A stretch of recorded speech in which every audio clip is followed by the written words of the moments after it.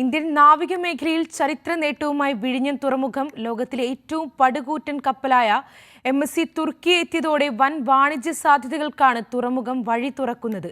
ഇതുവരെ 257 കപ്പലുകളാണ് തുറമുഖത്ത് ബർത്ത് ചെയ്തത്. ചരക്ക് നീക്കം തുടങ്ങി 8 മാസത്തിനുള്ളിൽ തന്നെ റെക്കോർഡ് നേട്ടങ്ങളാണ് വിഴിഞ്ഞം തുറമുഖം കൈവരിച്ചിരിക്കുന്നത്. ഒരു മാസത്തിനുള്ളിൽ 1 ലക്ഷത്തിൽ പരം കണ്ടെയ്നർ കൈകാര്യം ചെയ്ത് പുതിയ റെക്കോർഡ് കുറിച്ചതിന് പിന്നാലെയാണ് ലോകത്തിലെ ഏറ്റവും വലിയ കപ്പലുകളിലൊന്നായ MSC തുർക്കി കഴിഞ്ഞ ദിവസം വിഴിഞ്ഞം തുറമുഖത്ത് ബർത്ത് ചെയ്തത്. കൊമേഴ്ഷ്യൽ ഓപ്പറേഷൻ തുടങ്ങി 4 മാസം മാത്രം പിന്നിടുമ്പോഴാണ് ഈ നേട്ടം. San Fernando, MSC Irina, MSC Mia, MSC Turkiye ഉൾപ്പെടെ ഇതുവരെ 257 കപ്പലുകളാണ് തുറമുഖത്ത് ബർത്ത് ചെയ്തത്.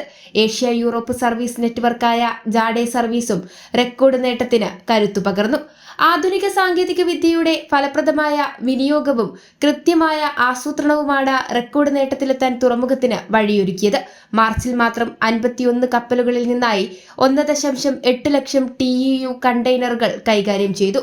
ദക്ഷിണേന്ത്യയിൽ ചരക്ക് നീക്കത്തിലും വിഴിഞ്ഞമാണ് 1ാം സ്ഥാനത്തുള്ളത്. കൊളംബോ, ദുബായ് പോലുള്ള വർഷങ്ങളുടെ പാരമ്പര്യമുള്ള തുറമുഖത്ത് പോലും കൈവരിക്കാത്ത ഈ അഭിമാനകരമായ നേട്ടം ചരിത്ര നിമിഷം കൂടിയാണ്. കൈരളി ന്യൂസ്, തിരുവനന്തപുരം.